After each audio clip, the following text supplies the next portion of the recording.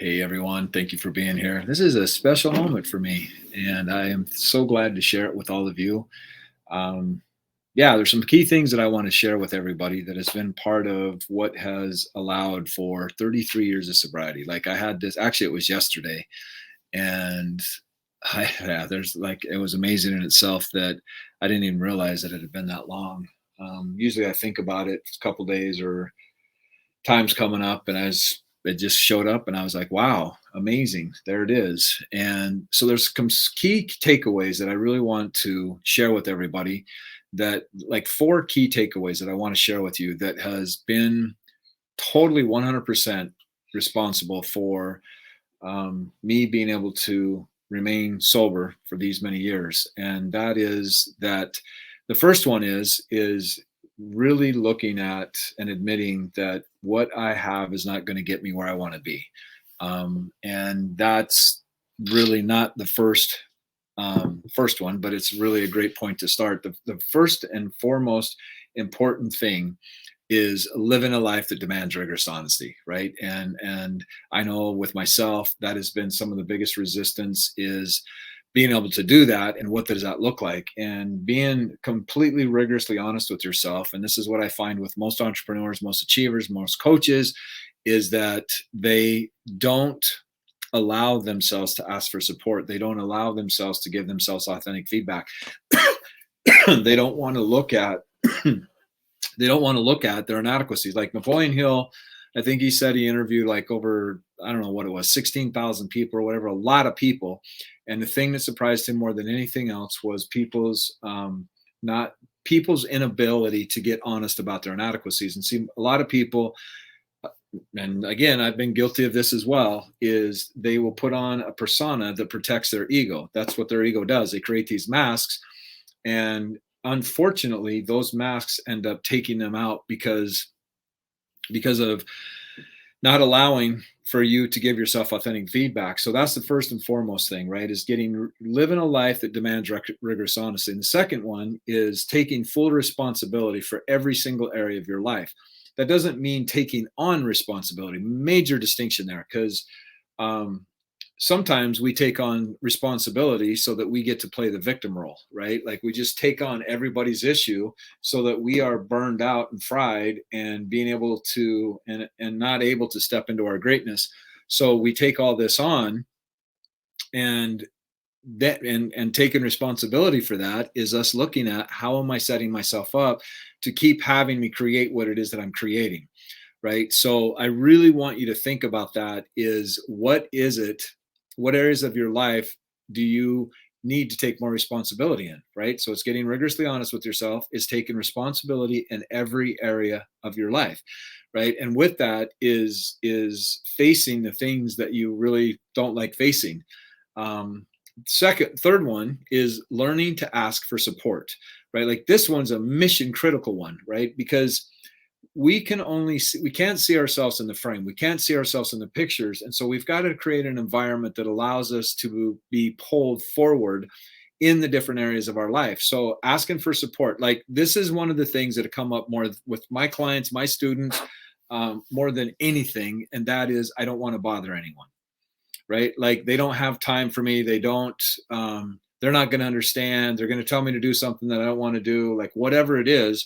We create these narratives that really deny us asking for one of the greatest resources out there, which is asking for support, right? And then the fourth one is really, after going through all of that, is getting clear on the vision that you want to create, right? Because like there's a lot of people out there that I've witnessed over doing this decades, and a lot of people get by just to get along, right? And that's not what living a sober life is all about. Living a sober life is living vibrantly. It's stepping out into new possibilities. It's letting go of the familiar and creating something that's amazing in our lives. And there's no judgment for anybody, like, right?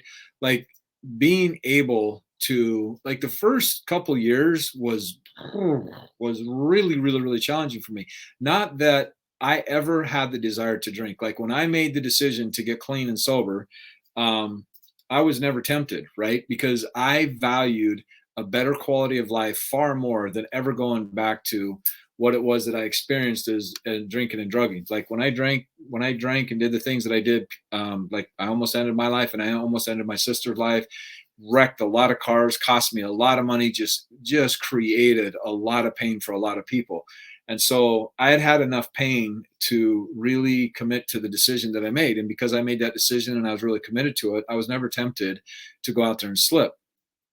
And so understand every decision you make is literally clarifying what you truly value, right? And so but when I said the first couple of years was really, really challenging, is because I was literally creating a whole new inner world for myself. And I had to look at some things that I had spent my life running from, which is the very reason why I necessitized myself, because that allowed me to numb out the pain that was inside of me. Friends, as long as you run from pain, it doesn't matter how you cope with it, whether it's working all the time, sex, drugs, booze, women, men, relationships, eating, whatever you do, you running from your pain, it is going to create catastrophic breakdown. We are not meant to be out of balance, right? We are meant to be in homeostasis. We are designed that way. So going back to, again, getting rigorously honest with yourself. Which area in your life do you struggle looking at and really facing what it is that you get to look at, right? Like there's people that are in relationships that are miserable in it, but they don't want to face the very thing that is keeping them in that relationship, right? There are people that are not looking and facing some of their, and like, hello, like this is all part of my journey, right? And I have had the opportunity to work through the things that I've worked through in order for me to get here. It doesn't mean that I have all this down. It's mastery, right? Like mastery is continually learning and expanding and growing and sorting and sifting and separating and inventorying and all that stuff, right? That's what mastery looks like. So where in your life are you convincing yourself for it to be something different than what it really is? Live a life that demands rigorous honesty. And see, I was fortunate enough, and I know this may sound crazy, but that I took that absolutely literally. Like I went, if I don't get rigorously honest with myself, next time someone else is going to die. Right. And so I took that phrase like my life literally depended on it. Right. Like you've all, if any of you have ever seen me doing lives and things like that, you know I've said this quote many, many times, and that is live like your life depends on it. Because it does. Every decision you are making right now is creating your future. Right. And if we can look at the decisions that we made and what is it that I really valued that had me make that certain decision, then we can start learning to make decisions that are more aligned with what it is that we really want to create. So second thing, taking full responsibility, right? Like I had to take full responsibility for my asshole ways that I showed up in life and how self-absorbed I was and how many people that I had really hurt and all the different things that I had done, right? And continue to do that because I'm never going to, I'm not going to have the opportunity to change the things that I won't take responsibility for. Right. And if there's areas in my life that I have blind spots and I'm not willing to look at that, then that's going to be the very area of my life that ends up creating catastrophic breakdown, not only for me, but for everybody else in my life. And so that's what I'm saying, my friend, take full responsibility, right? Like, why do these lessons keep repeating for you? Asking people in your life, like, how do you see me? Like, is there anything that I have done that has impacted you being honest and transparent with me? Is there anything that I'm doing in this relationship that doesn't feel like you can be close to me? Is there anything that I'm doing that causes you to feel uncomfortable around me? And a lot of it, you would be amazed that you just start looking at your behavior and how you've shown up in certain areas, and you'll be amazed what you find, right? So that's really, really, really mission critical and important. Then the third is asking for support, right? Like, do you have people in your life that is going to give you authentic feedback? Most people don't, right? And that's part of my coaching is I have to give my clients authentic feedback. I have to give them feedback of what I experience and what I observe in their journey, because if I'm not doing them a favor, right? But see, most people, especially in the world, like I just got kicked off TikTok again. And I don't know what is going on. Like I lost my first account doing lives because they said that I said something offensive. And all I said was somebody, we live in a world where the offended are the ones that are running the show. Boom, shut my live down, not able to get back on. And apparently I said something last Tuesday that they didn't like, and boom, I got shut down again. So, that's the world we live in. People get offended, people's accounts get shut down, right? And like that's not freedom of speech. What it is that the people that don't want to take responsibility for what offends them are the ones that are determining what gets put on the internet and not. And the people that created that freedom of speech put their lives on the line.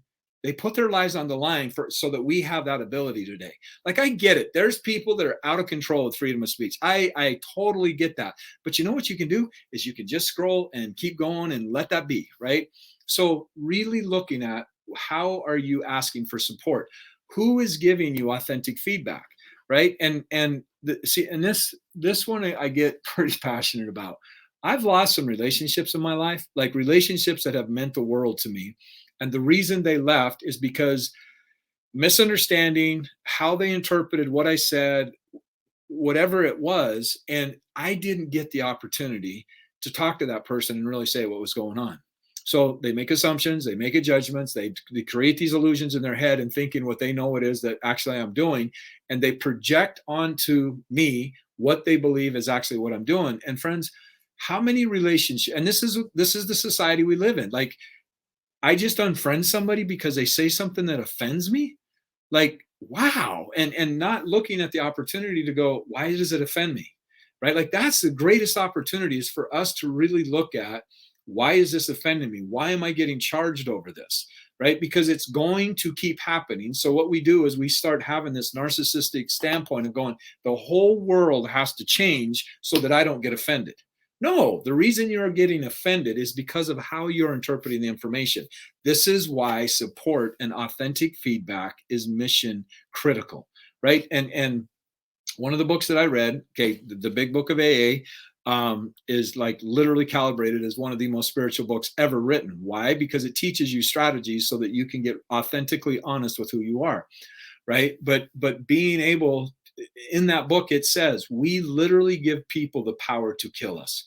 If we don't get control of our inner world, we are going to be walking around super sensitive, and somebody touches us and it's going to trigger us, and we're going to go off into, I got to do whatever I can to medicate or shut down or whatever this feeling that I'm experiencing, right? That is not life. That is not living. In fact, I would ask you this question: what percentage of your life is spent protecting yourself from getting hurt? That is a life-changing question. And when I first had that question drop into my life, I was like, I've spent decades of my life, like 100% of the time, most of the time, like designing my life, protecting myself from getting hurt.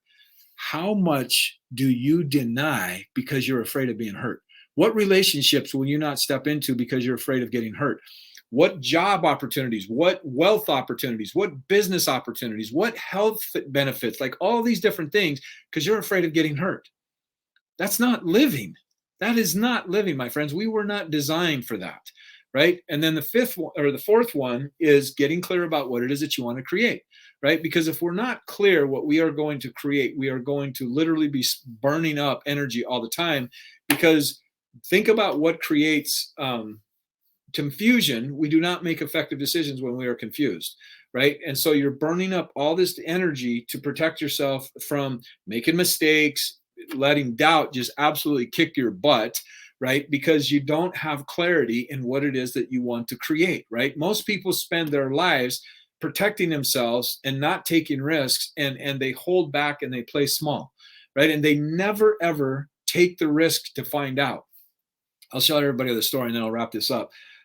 When I was in my early 20s, I got my heart shattered, just shattered, right? Actually, this was a relationship that I valued enough to get completely clean, because it took me like 4 years after the car accident happened for me to get seriously cleaned, just because that's just the way I showed up back then. And anyway, it took me a long time to get over her. And we ended up, I go back to her, would hook up, whatever.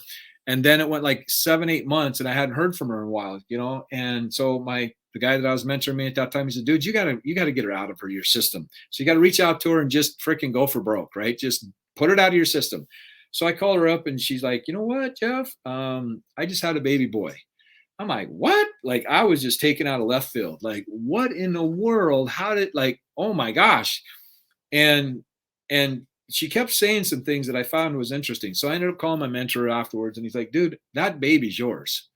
I'm like, what? What do you mean that baby's mine?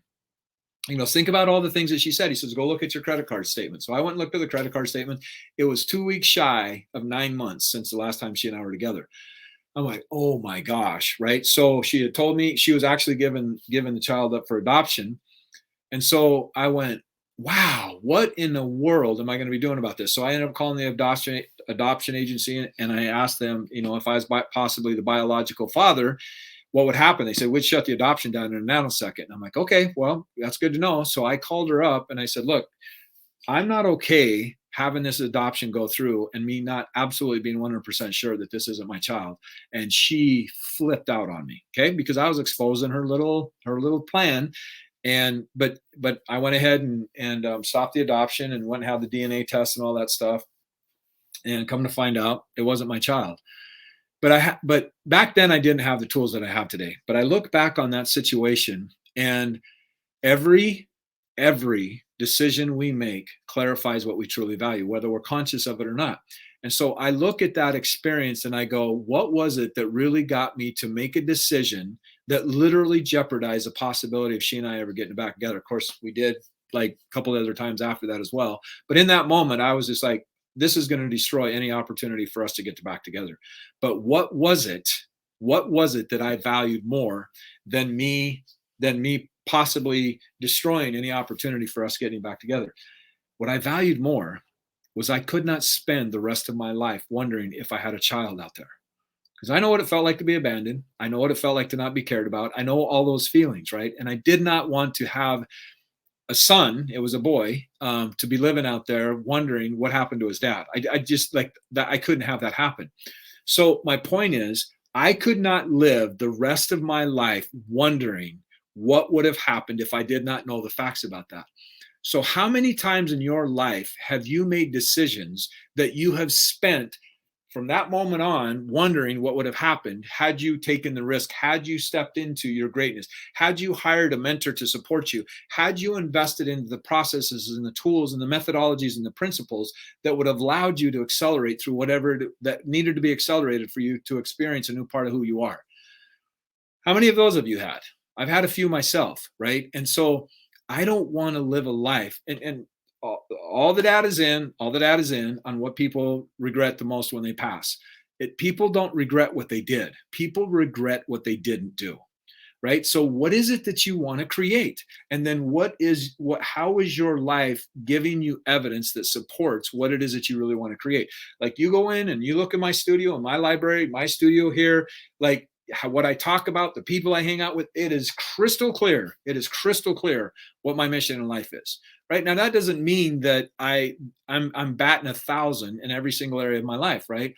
This is mastery. Right? Like I get areas that I get to work on. So thinking about how is it that we decide to play small? See, friends, understand this is part of the stuff that I teach. In fact, I haven't even put this up there yet. Like what's going on? Right? In the ROI Accelerator Challenge, I show people how to literally rewrite their past, how to change the things that have happened in their past and being able to use those as assets so that they get to create the future that they really want, right? Like the R is remember, like remember your superhuman ability. See, whether you know it or not, every single thing that has happened in your life, guess what? There's a very, very important component about all of that. You are the one that created the beliefs of what is possible as a result of every one of those experiences. Right now, I'm very familiar with trauma and all that stuff. I'm not minimizing anybody's journey, right? Like it is what it is, right? But you have the ability as an adult to rewrite your past. All you need to do is know the strategies and the techniques to make that happen, the methodologies, right? Like that's what you learn in the ROI Accelerator Challenge. The O is for you to optimize, literally getting crystal clear. Like one of the assessments that I do with my clients, it's a couple grand to do it.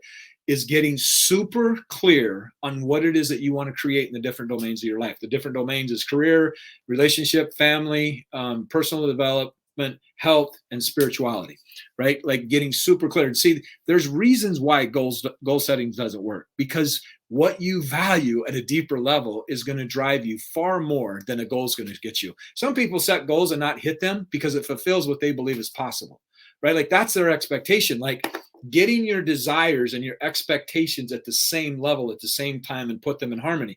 A lot of people have these desires up here and they want to achieve a great and amazing things, but their expectations of what they believe can create is clear down here. Guess what? We are homeostasis. So your desires come down here to meet your expectations. Okay, so that's what the optimize is. The influence aspect of it is for you to be able to influence yourself, to be able to powerfully step through any resistance that you have and being able to influence others in a way that makes you seem to be the only logical choice for whatever it is that you put out there, right? Like people's lives are radically changing in this. And this is my mission in life, right? Because if you don't understand influence, it's being used on you. Case in point, my friends, case in point, people lost their minds. They lost their minds over toilet paper when COVID hit. Why? Why? Because of how they were influenced by the media, right? Like just look up what media means. Media means the goddess of illusion. And it's on network programs, on channels, on a television, okay? You don't understand how you are being, like I talk about this a great deal, the sham, society's hypnotic altered matrix.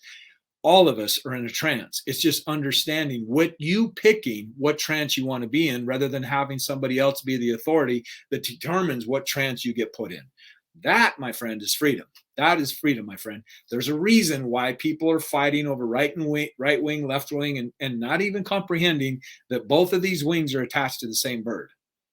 Right? Like, remember where we were at when 9/11 happened? Boom, 9/11 happened. We were no longer separate. We united as a United States. That's what this country was formed on.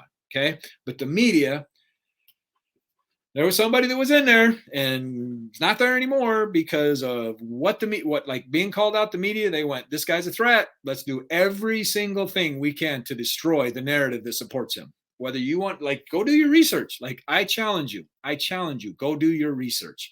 Right. And I'm not saying that I was a big fan of everything that happened with that person, but it was the first time, well, not the first time, it was actually the second time, because when we were in depression, I don't know if anybody of you know this, it's in the book called Laws of Success. It's in Think and Grow Rich, where Napoleon Hill was hired by, I think it was Woodrow Wilson, I believe, or Franklin D. Roosevelt, something like that, right around the Depression. My history's not good, and I'm okay with that. But he hired Napoleon Hill to come advise him at the White House.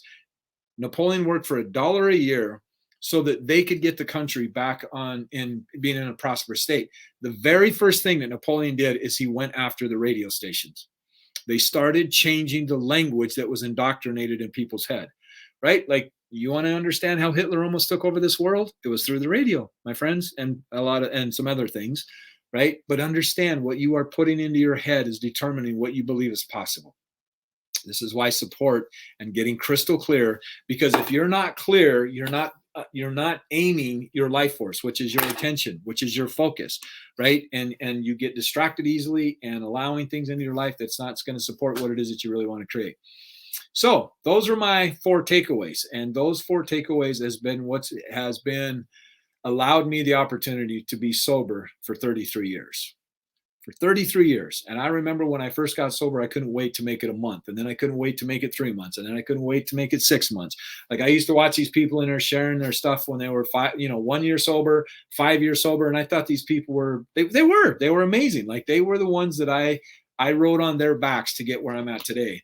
Right. So, Woodrow Wilson. Yep.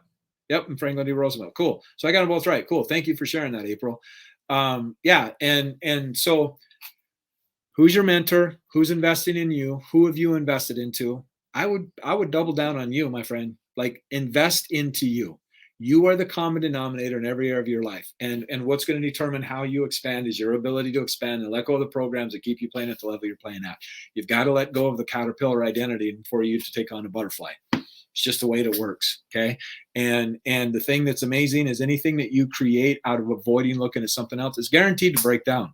It's just guaranteed to break down. And that might rub some things in you. And I hope that it does, to get you to consider and really look at some things that are setting you up to cause you an incredible amount of pain later in your life.